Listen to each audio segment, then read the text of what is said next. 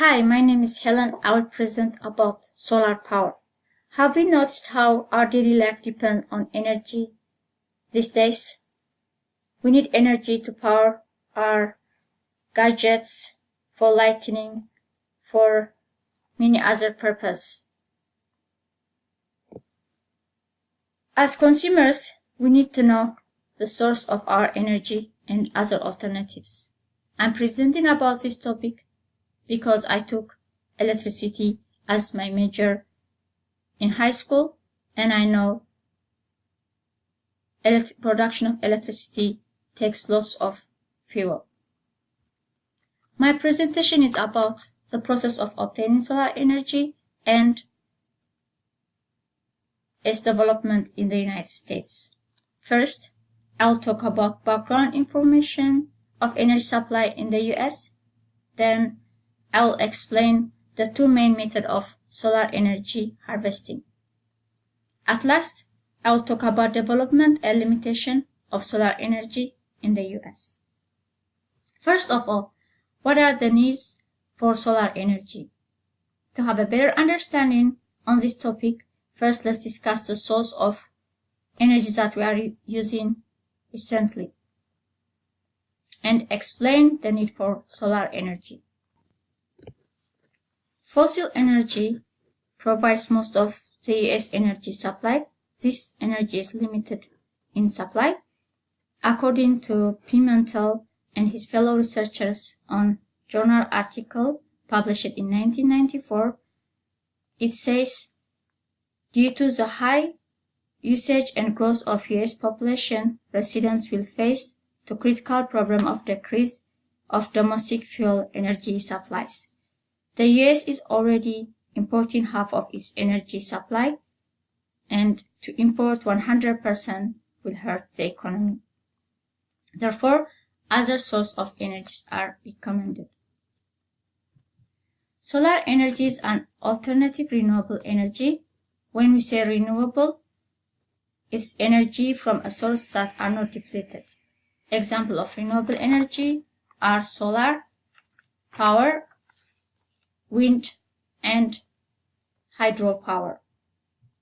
According to assessment of alternative energy made by Pimentel and his fellow researchers, solar energy alternatives to fossil fuel have the potential to meet large portion of future US energy needs, provided that the US is committed to the development implementation of the solar energy technology. Now that we have seen the need for solar energy, let's discuss how to obtain solar energy. There are several methods of utilizing solar energy. In this presentation, I will cover the two methods of harnessing solar energy to electrical energy. The first one is solar photovoltaic technology. Photovoltaic cells produce electricity when sunlight excites an electron in the cell. So a group of cells will make a module, and the amount of electricity depends on number of cells on the module, and these modules are placed in an array. This technology requires a backup with conventional energy or other storage technologies. And the second one of harvesting solar energy is concentrating solar power, and this is done by concentrating sunlight into singular location using huge mirrors, and the heat generated from this will boil a working fluid, which is going to drive a traditional turbine in order to produce electricity. There are many types of CSP technologies, such as towers, dishes, linear mirror, and parabolic troughs. CSP is more practical in centralized power plants. According to a book by Ebenhack and Martinez published in 2013, there are several CSP power plants, and several more are under development around the world. Now that we have seen how energy is converted into electricity, let's see the recent development of solar energy in the United States and the barriers for greater deployment. According to a website from Department of Energy, updated in 2016, it reveals that solar power is more affordable, accessible, and prevalent than ever before. It also shows that there's a drop in cost of solar powers by 60%, and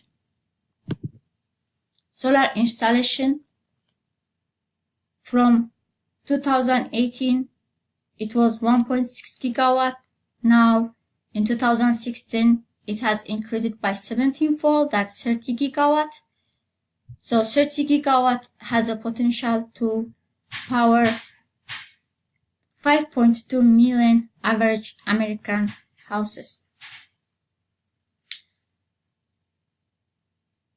It's also mentioned that it's becoming competitive with conventional energy in several states. This recent development shows that there is a continuous development in solar energy. Being said that solar energy has a potential to become competitive as conventional energy, but there are still some limitations.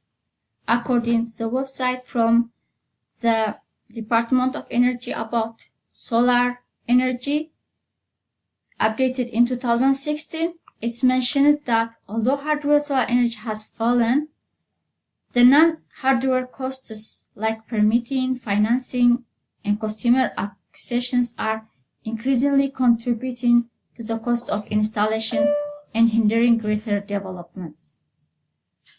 Additional technology, advancement, and innovation solutions are needed in order for solar power to work for its highest potential.